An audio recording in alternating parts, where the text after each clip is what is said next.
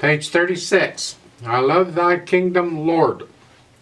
Now we are in the key of G major. We got one sharp. If you look at the beginning, there's one sharp in the key signature.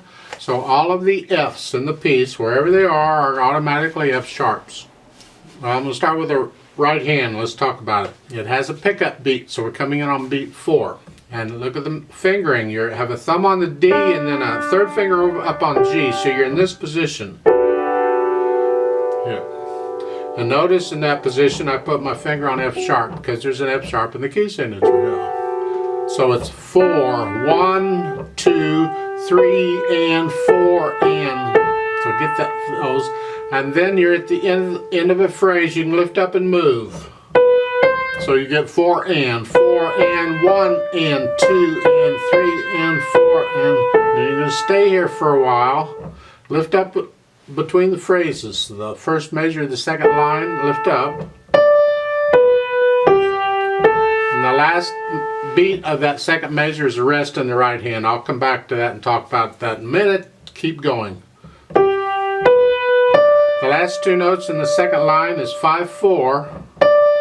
And go ahead and lift up so we get a little silence there.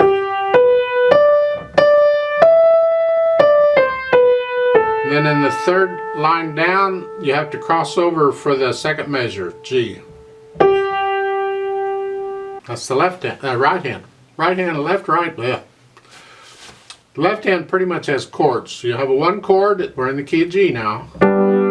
5, 7 chord, 1 chord. Second line, second measure, remember that, it's 1 chord, 5, 7 chord, and then the D. The D is melody.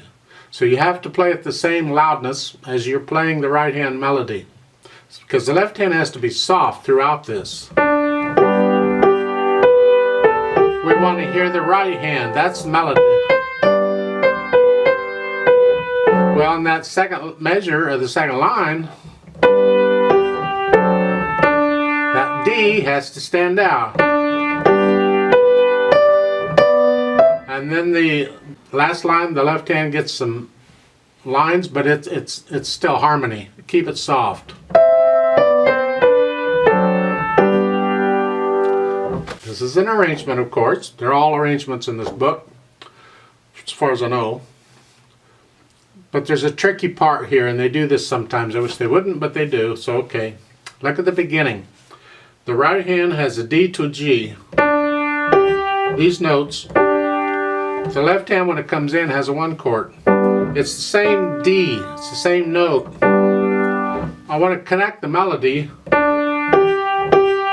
as best I can, but when I'm using that D in the left hand, I can't connect the melody because I got to get off the D so the left hand can have it. So there's a break.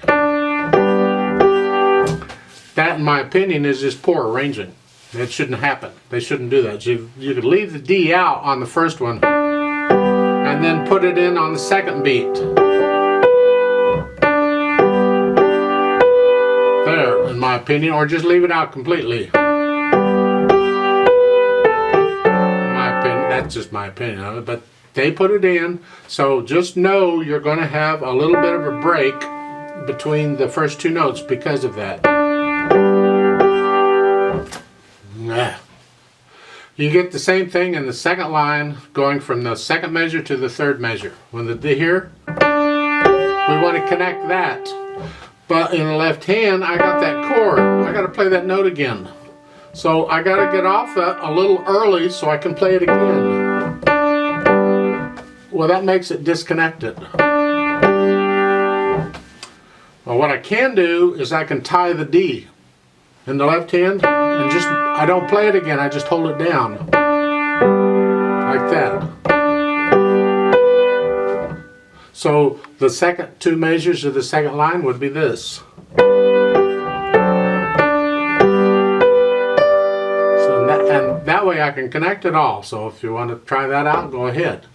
I'm going to go ahead and play it the way they've written. Just understand I can't connect those melody notes because of the way it's written. So, and that's it. It's got a repeat sign at the bottom. So I'm going to play it twice in the Play With Me.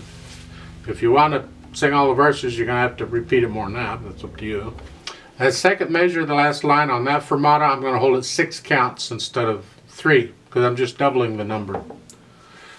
When you're playing it, you have to feel how long you hold it, or if you hold it. Now there are chord symbols in this piece, so if you have a guitar player around, as in most of the pieces in this book, they can play along. Just understand that at the bottom line there at the beginning it has NC for no chord. That means the guitar player has to be quiet for that bit. And they can come in then on the D7. So there's some places where the guitar player has to rest. So I'm going to give us 3 counts. Let's try this together. So the right hand is here. And the left hand's here. 1, ready, go. 1, 2, 3.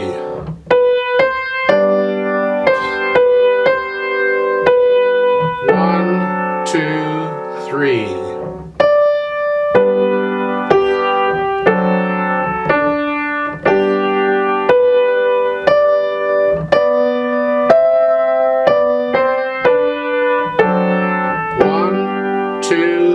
3, hold, 2, repeat. 2,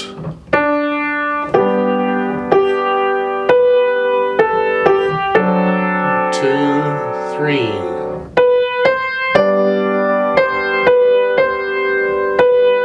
1, 2, 3.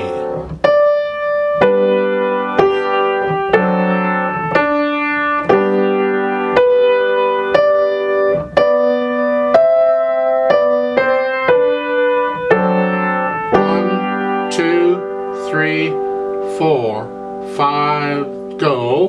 1, 2, 3, 4. 1, 2, 3, 4. Hold. 2, 3, 4. Off.